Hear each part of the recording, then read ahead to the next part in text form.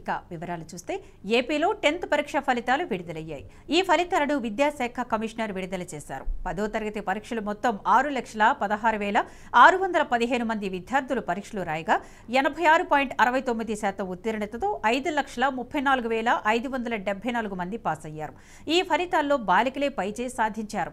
89.7% మంది బాలికలు ఉత్తీర్ణత సాధించగా బాలుల ఉత్తీర్ణత శాతం 84.2%గా ఉంది. ఫలితాల్లో 96.37%తో పార్వతీపురం మన్యం జిల్లా మొదటి స్థానంలో నిలవగా 62.47%తో చివరి స్థానంలో కర్నూలు జిల్లా నిలిచింది.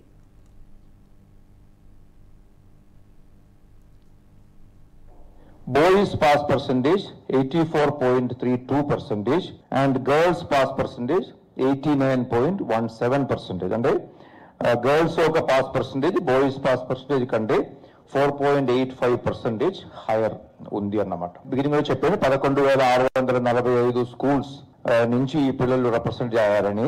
దీనిలో 2,803 స్కూల్స్ లో 100% పాస్ సాధించడం కూడా జరిగింది. ఇది మీకు అంటే పోయిన సంవత్సరాలతో కంపేర్ చేసుకుంటే ఈ సంవత్సరాల్లో ఉన్న పర్ఫార్మెన్స్ ఎలా ఉందని కూడా మీకు డీటెయిల్ గా ఈ అనాలిసిస్ లో చెప్పడం జరుగుతుంది. అలాగే కేవలం 17 స్కూల్స్ మాత్రమే 0% పాస్, అంటే ఒక స్టూడెంట్ కూడా పాస్ అవ్వకుండా కేవలం 17 స్కూల్స్ మాత్రమే ఉన్నాయి. ఇప్పుడు జిల్లా వారీగా ఉన్న రిజల్ట్స్ కు వస్తే ఆంధ్ర రాష్ట్రంలో Parvathipuram Manyam district highest pass percentage 96.37% pass తో ఫస్ట్ పొజిషన్ లో ఉంది. అలాగే కర్నూలు డిస్ట్రిక్ట్ 62.47%తో చివరి స్థానంలో ఉంది, 26th పొజిషన్ లో ఉంది.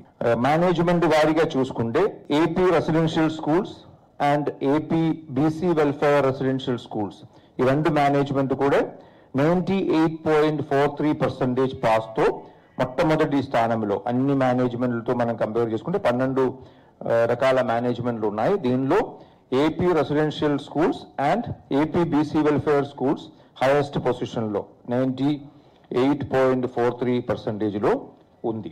నౌ సబ్జెక్ట్ వైజ్ గా చూసుకుంటే మీకు తెలుసు మొత్తం 6 సబ్జెక్టులు ఉన్నాయి. ఫస్ట్ లాంగ్వేజ్ ముఖ్యంగా తెలుగు ఆర్ కాంపోజిట్ తెలుగు ఉంటుంది. సెకండ్ లాంగ్వేజ్ హిందీ కానీ ఇతర minor languages like Urdu, Tamil, Kannada లాంటి లాంగ్వేజెస్ ఉంటాయి. మూడో లాంగ్వేజ్ అనేది ఇంగ్లీష్ ఉంటుంది. Then mathematics, general science and social studies. ఒక ముఖ్యమైన అంశం దీనిలో ఏంటంటే చాలా సంతోషకరమైన ఒక విషయం ఏంటంటే ఈ పాస్